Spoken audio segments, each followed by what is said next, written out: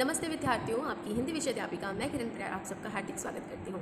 आज हम पढ़ रहे हैं आपकी पाठ्य पुस्तक वसंत भाग 3 का अध्याय पाठ संख्या 8। यह सबसे कठिन समय नहीं। यह एक प्रकार की कविता है जिसकी कवयित्री जय जादवानी है। इनके शीर्षक में ये बताती है यह सबसे कठिन समय नहीं। जिस प्रकार से हम मनुष्य लोग अपने मन में ये धारणा बिठा लेते हैं कि जो समय अभी वर्तमान में चल रहा है वो बाकी पिछले कितने ही समय से बहुत कठिन दौर चल रहा है, लेकिन इस धारणा के साथ साथ हमें यह भी अपने मन में रखना चाहिए कि जो दौर हम जी रहे हैं, जिस दौर से हम गुजर रहे हैं, जिस समय से हम गुजर रहे हैं वो सबसे कठिन नहीं है। अगर आप मन में ये धारणा बनाओगे तब हम हर चीज़ को आसान समझेंगे और उस मुश्किल घड़ी का सामना बहुत ही आराम से कर सकते हैं, बहुत ही आसानी से कर सकते हैं। वो हमें इतना बड़ा या मुश्किल भरा नहीं लगेगा क्योंकि ये सफ़र तो हमें करना ही पड़ेगा। तो ये समय जो चल रहा है वो कठिन समय नहीं है, ये मानकर आपको चलना होगा, जिससे क्या होगा, आपकी मुश्किल घड़ी जो है वो आसानी से बीत जाएगी। जैसे अभी हम बात करते हैं जय जादवानी की, जिनके जीवन परिचय के बारे में हम जान लेते हैं। हिंदी भाषा की ये महान लेखिका है, कवयित्री है, जिनका नाम क्या है, जय जादवानी। इनका जन्म 1 मई 1959 को हुआ है। इनका जन्म स्थान कहाँ है, ये मध्य प्रदेश की रहने वाली है। कोतवा शहडोल जहाँ उनका प्रांत है, जिला है, वो बताया है। और इन्होंने बहुत सुंदर सुंदर रचनाएं लिखी हैं, जिनमें से प्रमुख जो कृतियाँ हैं, जैसे लिखा है मैं शब्द हूँ, अनंत संभावनाओं की बात उठाता है कोई, एक मुट्ठी ऐश्वर्य है। तो ये इनकी रचना, इनकी कृतियों के नाम हैं। इनको छत्तीसगढ़ हिंदी अकादमी द्वारा सम्मान भी प्रदान किया गया, पुरस्कार भी दिया गया है। तो चलिए शुरू करते हैं इनकी कविता। यह सबसे कठिन समय नहीं। नहीं, यह सबसे कठिन समय नहीं, अभी भी दबा है चिड़ियों की चोंच में तिनका। यानी इस वक्त भी, ऐसे कठिन अवसर पर भी चिड़ियों की चोंच में तिनका दबा हुआ है और वह उड़ने की तैयारी में है, यानी अपने कार्य को वो जारी रख रही है।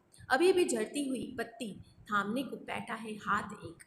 यानी पेड़ से जब पत्ते गिरते हैं तो वो किस अवस्था में गिरते हैं, जब मौसम परिवर्तन होता है, जब पतझड़ आता है, तो जब पेड़ की पत्तियाँ गिरती हैं तो उसको थामने के लिए, उसको संभालने के लिए, उसको सहारा देने के लिए या उसकी व्यवस्था करने के लिए एक हाथ जो है उसकी ओर बढ़ जाता है। अभी भी भीड़ है स्टेशन पर, अभी भी एक रेलगाड़ी जाती है गंतव्य तक। यानी गंतव्य जहाँ हम पहुँच सके, हमारा स्थान जहाँ हमें जाना हो, जिस स्थान पर पहुंचना हो, तो वहाँ पर भी अभी भी रेलगाड़ी का सफ़र जारी है।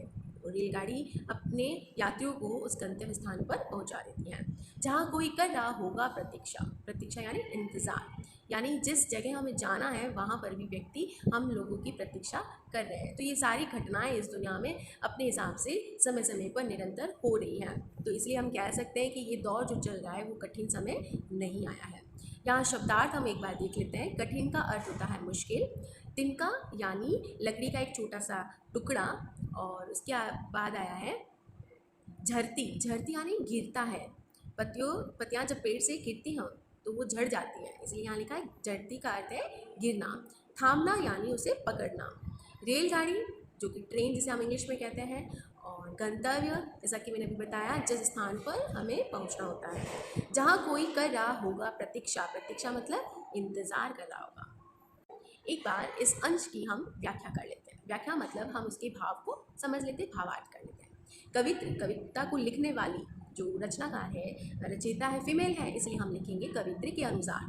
भले ही हर तरफ अविश्वास का अंधकार छाया हुआ है, लोग घबराए हुए हैं, लोगों में किसी पर भी कोई भरोसा नहीं रह गया, सब अविश्वास में रह गए, यानी चारों तरफ अंधकार छाया है, सब निराशा में तब्दील हो गए हैं। लेकिन अभी भी उनके मन में आशा की किरण चमक रही है। इसीलिए कहा है कि अभी कठिन समय नहीं आया है। अभी भी दबा है चिड़ियों की चोंच में तिनका, इसीलिए वो कहती है कि ये सबसे मुश्किल वक्त नहीं है।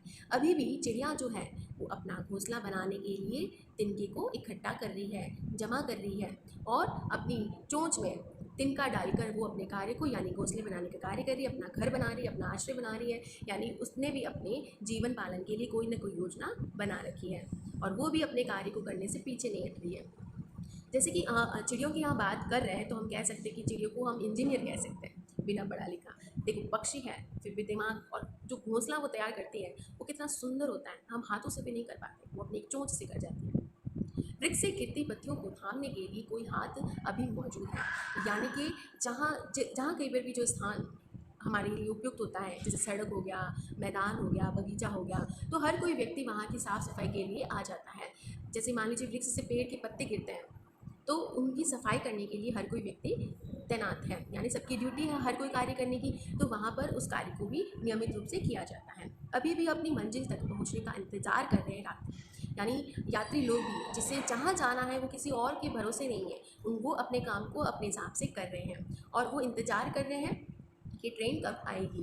और जैसे ही वो ट्रेन पे बैठते हैं या जहाँ उन्हें जाना है, उस स्थान के जो संबंधी लोग हैं वो उन व्यक्तियों का भी इंतज़ार करते हैं कि वो व्यक्ति, हमारा जो संबंधी वहाँ से आने वाला है, पहुँचने वाला है। तो उनकी मंजिल तक ले जाने का कार्य कौन करती है? गाड़ी करती है। कौन सी गाड़ी? रेलगाड़ी। तो अभी भी एक रेलगाड़ी जाती है गंतव्य तक, जहाँ कोई कर रहा होगा उनकी प्रतीक्षा, वहाँ तक उन्हें वो ले जाने का कार्य करती है। अगला अंश देखते हैं। अभी भी करता है कोई किसी का, जल्दी आ जाओ कि अब सूरज डूबने का वक्त हो गया। क्या मतलब हुआ? सूरज डूबना, सूरज अस्त होना, यानी शाम होने का टाइम आ गया है। इसीलिए कोई भी जो प्रतीक्षा कर रहा है वो शाम तक उस आने वाले व्यक्ति की प्रतीक्षा कर रहा है कि जल्दी आ जाओ, देर ना करो, शाम होने वाली है। उस कथा का आखिरी हिस्सा जो बूढ़ी नानी सुना रही सदियों से। हम लोग क्या करते हैं, बच्चे लोग अपने बड़े लोग, नानी, नाना, दादा, जो हमारे ग्रैंड पेरेंट्स हैं, उनसे हम कहानियाँ सुनते हैं, और चाहे वो काल्पनिक कहानियाँ हो या हकीकत वाली कहानियाँ हो, तो वो कहानियाँ हम एक पीढ़ी से दूसरी पीढ़ी तक सुनाते रहते हैं, जिससे क्या हो कि उनकी कहानी की जो परंपरा है या उन कहानी का जो मॉरल है वो हमारी आने वाली पीढ़ियों को मिले, उनको उनके बारे में जानकारी मिले, कहानियों के जो ज्ञान है उनसे वो सीख ले। तो उस कथा का जो आखिरी हिस्सा है, जो बूढ़ी नानी और दादी हमें सुनाया करती हैं, वो सदियों से चला आ रहा है। दुनिया के तमाम बच्चों को अभी आती है एक बस, दुनिया के तमाम बच्चों को वो कहानी सुनाने का सिलसिला चला आ रहा है, और अभी भी एक बार बस आती है, कहाँ से? अंतरिक्ष के पार की दुनिया से। आसमान, आकाश, जहाँ अंतरिक्ष है, उस ओर से एक बस आ रही है। ये एक कल्पना हो सकती है, यानी इस प्रकार की कहानियाँ अभी भी बूढ़ी नानी अपने नाती और नाते को सुनाती रहती है। ये सिलसिला भी अभी भी जारी है। आएगी बचे हुए लोगों की खबर, यानी अंतरिक्ष से एक बस आ रही है और वो क्या लेकर आ रही है? एक संदेश लेकर आ रही है। उस संदेश में क्या है? जो बचे हुए लोग हैं उनकी खबर वो सुनाने आई है। नहीं, यह सबसे कठिन समय नहीं है, अभी भी ये जो दौर है वो इतना बुरा नहीं हुआ है। तो इनके शब्दार्थ देखते हैं। वक्त का अर्थ होता है समय, जो समय चल रहा है या जिस समय की बात हम कर रहे हैं। कथा का अर्थ है कहानी, ये कहानियाँ, ये कथाएं जो दादी नानी सुनाया करती हैं। आखिरी हिस्सा यानी उसका अंतिम, लास्ट टुकड़ा, ठीक है।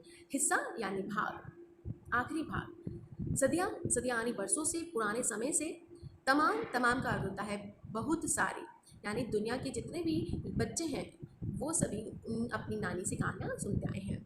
अंतरिक्ष यानी ब्रह्मांड, जहाँ से क्या आ रही है? बस आ रही है और वो एक संदेश लेकर आ रही है। खबर यानी समाचार, संदेश। इसकी हम एक बार व्याख्या करते हैं। इस अंश में कवित्री क्या कहती हैं? कवित्री ने निराशा से भरे इस संसार में भी आशा का दामन थाम रखा है। यानी दुनिया में हम जहाँ कहीं पर भी देखते हैं तो हर व्यक्ति निराश है, हर किसी के जीवन में दुख है, तो वो अपने दुख में इतना घुस जाता है कि वहाँ से उभर नहीं सकता। इसीलिए उन लोगों को सांत्वना देने के लिए, तसल्ली देने के लिए कवित्री उन्हें समझा रही है कि संसार में दुख और सुख आते रहते हैं। जब कभी भी जीवन में निराशा हो तो हमें अपनी हिम्मत नहीं तोड़नी चाहिए।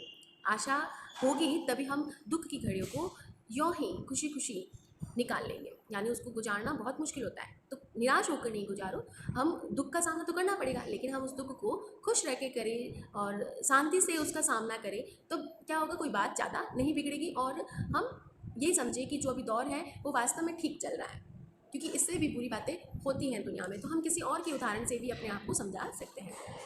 तभी वो इन पंक्तियों में कहती है कि यह सबसे मुश्किल समय नहीं है। ये बार बार बात कह रही है क्योंकि इसी बात का इस कविता का उद्देश्य रहा है। आज भी कोई घर पर किसी का इंतज़ार करता है, यानी हर कोई व्यक्ति दूसरे व्यक्ति का इंतज़ार करता है। मतलब लोग आपस में इतने घुले मिले हुए हैं, इतने घनिष्ठ रूप से संबंधित है, प्रेम करते हैं, हर किसी को किसी की फिक्र रहती है। तो इंतज़ार करता है कि जो व्यक्ति घर से गया है, चाहे किसी भी वजह से, कोई रूठ कर जाता है, कोई ऐसे ही चला जाता है, तो वो वापस ज़रूर लौटेगा। यानी अगर उसका टाइम आएगा, मान लीजिए अगर वो 2 दिन के लिए गया तो 2 दिन होते ही लौटने का इंतज़ार रहता है। अगर सुबह गया है तो उसको शाम के उसके लौटने का इंतज़ार रहता है। तो सूरज डूबने से पहले उसे घर बुलाता ही है, वो उसका इंतज़ार करता ही है। जब तक इस दुनिया में दादी नानी की जो कहानियाँ सुनाई जाती हैं, जो बहुत ही दिलचस्प होती है, यानी दिल को अच्छी लगने वाली होती है, वो अभी भी हर एक घर में गूंज रही है। यानी हर एक घर में अभी भी ये परंपरा लागू है। तब ये जो दुनिया है बसी रहेगी। अभी भी हम इस तरह से पुरानी बातों को सुनाते रहेंगे ना, तो लोगों को जानकारी बनी रहेगी। और सबसे बुरा वक्त इस प्रकार से हम नहीं आया ये माने, क्योंकि हमें इस बात को मानने से ही जोश होगा, हमें ढांढस मिलेगी, हमें सुकून मिलेगा और हमें शक्ति मिलेगी कि जो बुरा समय वक्त दौर चल रहा है उसको हम कैसे निकालें। उम्मीद है आपको ये कविता अभी व्याख्या के साथ समझ आई है। तो कुल मिलाकर कविता का सार क्या है एक बार देख लेते हैं। उपयुक्त कविता में कवित्री कहती हैं कि अभी सबसे कठिन समय नहीं आया है। उन्होंने बहुत सारे उदाहरण दिया ये समझाने के लिए, क्योंकि अभी भी चिड़िया तिनका ले जाकर घोंसला बनाने की तैयारी में है। पहला ये उदाहरण दिया। फिर क्या कहती है कि अभी भी अपने गंतव्य तक पहुंचने का इंतजार करने वाले लोग उन रेलगाड़ियों से उनका इंतजार करते हैं, और रेलगाड़ी क्या करती है, उन लोगों को वहां तक पहुंचाने के लिए तैयार है। अभी भी झड़ती हुई पत्तियों को संभालने वाले लोग मौजूद हैं, अर्थात अभी भी लोग एक दूसरे की मदद के लिए तैयार हैं। यहाँ पर पत्तियों को संभालने की बात जो साफ सफाई की मैंने की थी, उसका एक अर्थ यह भी समझाने के लिए किया है कि जो व्यक्ति होते हैं, जो लोग होते हैं, उसे गिर रहा है कोई व्यक्ति उदास है, दुखी है, तो हर व्यक्ति के दूसरे व्यक्ति के प्रति प्रेम भावना है, सहयोग की भावना है, मदद की भावना उसमें है। तो वह व्यक्ति दुखी व्यक्ति को संभालने के लिए तत्पर है, आगे बढ़ रहा है। तो यही बात हर एक व्यक्ति में होनी जरूरी है, क्योंकि हम क्या कर रहे हैं, समय के अनुसार अपने आप को बदल रहे हैं और हम परवाह नहीं करते, हम सिर्फ अपना सोचने लग गए। लेकिन ऐसा बात नहीं है। दुख के समय में हमें लोगों की मदद के लिए उनका हाथ बढ़ाना चाहिए, उनका हाथ पकड़ना चाहिए, क्योंकि संभालने से ही उसमें हिम्मत आएगी और ऐसे ही आपका आपसे प्रेम बनेगा। तो जिस प्रकार से गिरती हुई पत्तियाँ पेड़ से गिर जाती है ना पतझड़ के समय, कमज़ोर होने के कारण, है ना, तो वैसे ही लोग उसको संभालने आते हैं। तो हम लोगों को भी उन बुरी कंडीशन में रहने वाले लोगों को संभालना आना चाहिए। अभी भी लोग एक दूसरे की मदद के लिए तैयार हैं। अभी भी कोई कहता है जल्दी आ जाओ क्योंकि सूरज डूबने वाला है, यानी और समय बेकार हो, इससे अच्छा है कि हमें वक्त पर ही अपना काम पूरा कर लेना है। अभी भी बूढ़ी नानी की सुनाई कथा आज भी कोई सुनाता है कि अंतरिक्ष के पार भी दुनिया है और वहाँ क्या घटित हो रहा है उसका भी संदेश दिया जा रहा है। अतः अभी सबसे कठिन समय नहीं आया है। उम्मीद है बच्चों आपको ये कविता बहुत अच्छे से समझ में आई होगी। फिर मिलेंगे हम एक नए पार्ट में, तब तक खुश रहे, स्वस्थ रहे, मस्त रहे। धन्यवाद।